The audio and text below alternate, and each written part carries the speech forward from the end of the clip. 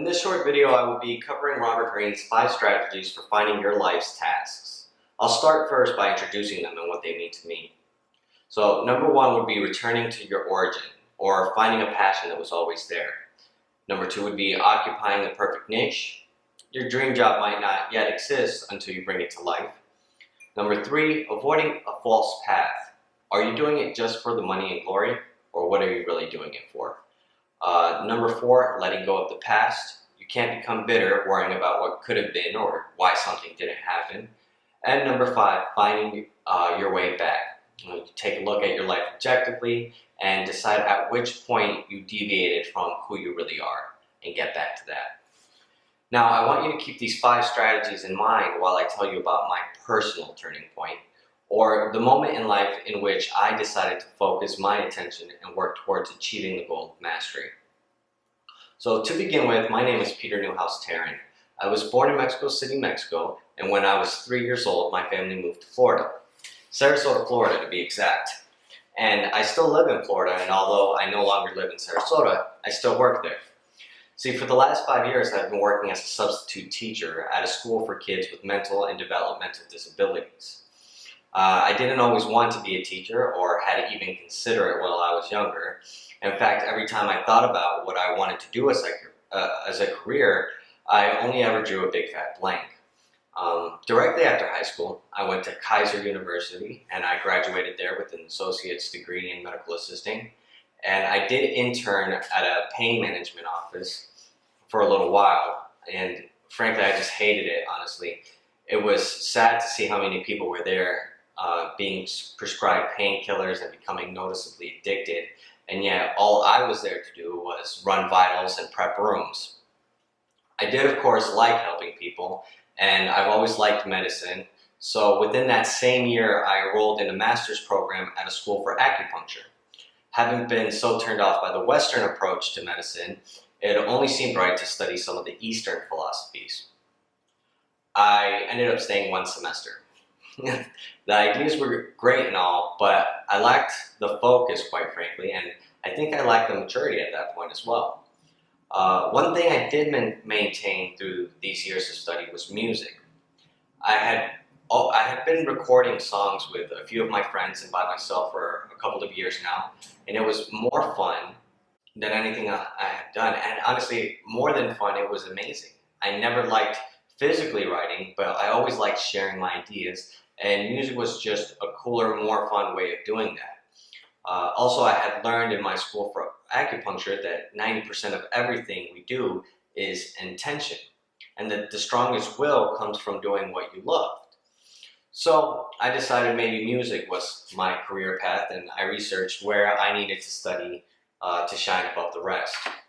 One school came out on top, and that was Full Sail, of course, and it was amazing. I did the behind-the-scenes tour, and my mind was blown.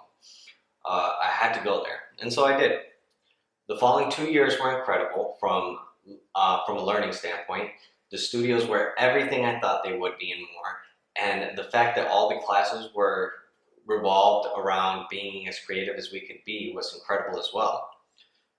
However, once I did get out into the real world of the music scene, I found that much of the flavor left my palate. Out of passion and out of money, I returned home and I got a job working overnight at Walmart, stocking shelves. My knees suffer to this day. And that's when my mom really pushed me into becoming a certified substitute. I could work there whenever I wanted, and I already had all the requirements I needed.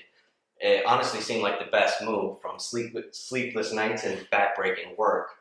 So I ran with it. I went to a few schools I liked, yet always strayed away from one, Oak Park. I had always heard that it was the most challenging, and my mother, having subbed there herself for many years before, had told me what I thought to be horror stories about it. One day while I was looking for a sub job, however, I saw that Oak Park was the only school on the list. I thought hard about it. Did I want to go? You know, could I handle it? I figured, well, if I hate it, I don't have to go back. In worst case scenario, I can say I went for something hard and I made it out.